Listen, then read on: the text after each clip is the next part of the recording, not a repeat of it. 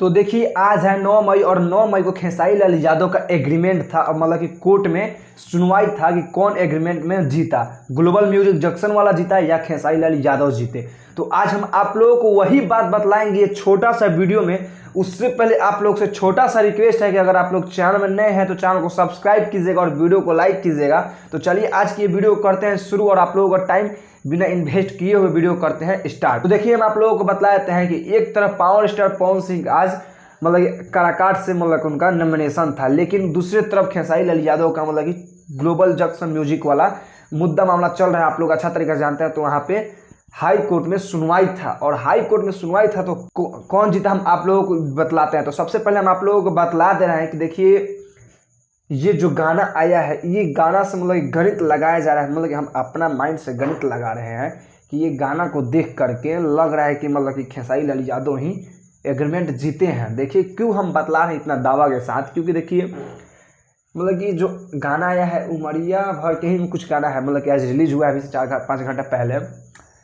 मतलब कि अगर सोचिए कि बिना अगर एग्रीमेंट में खेसारी लाल यादव अगर नहीं जीते तो ग्लोबल म्यूजिक जंक्शन वाला ये गाना को रिलीज नहीं करने देता। और हम आप लोगों को एक और बात बतला देते हैं। तो ये तो मुद्दा मामला था एग्रीमेंट का कि मतलब कि खेसारी लाल यादव एग्रीमेंट में हो सके, तो हम अपना माइंड से अनुभव लगा रहे हैं कि मतलब कि खेसारी लाल यादव एग्रीमेंट में जीत गए हैं। तो अब एग्रीमेंट का बात को रखिए साइड में, अब बात करते हैं ये गाना पे थोड़ा चर्चा कर लेते हैं। देखिए ये जो खेसारी लाल यादव का टीम और खेसारी लाल यादव है ना, साफ माइंड का अक्लमंद है भाई।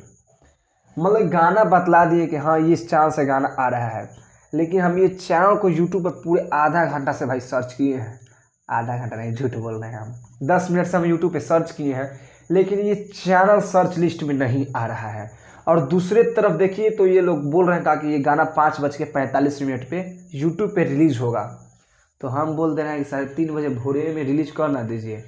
हाँ सब लोग सुता रहेगा तो रिलीज कर दीजिएगा 3:30 बजे। अरे महाराज आप लोग बुड़बक है का? इतना यार भोर में कौन गाना रिलीज करता है? बुड़बक है आप।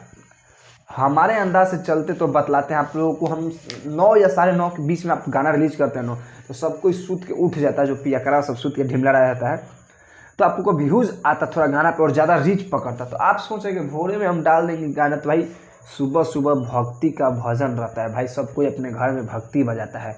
तो आप हैं कि अपना लोकगीत रिलीज कर रहे हैं, वो 5:45 में, 6 बजे के आसपास में। भाई क्या आपका माइंड काम नहीं कर रहा है का? थोड़ा गाना आप लाते हैं तो मतलब कि थोड़ा टाइम टेबल चेंज करके लाते हैं, 9 9:30 के आसपास में लाते हैं या 8 बजे के आसपास में लाते हैं, तो थोड़ा उस समय भक्ति का माहौल ख़त्म हो जाता है, मतलब कि लोकगीत का माहौल आ जाता है। उस समय भी उतना मनोरंजन नहीं आता है।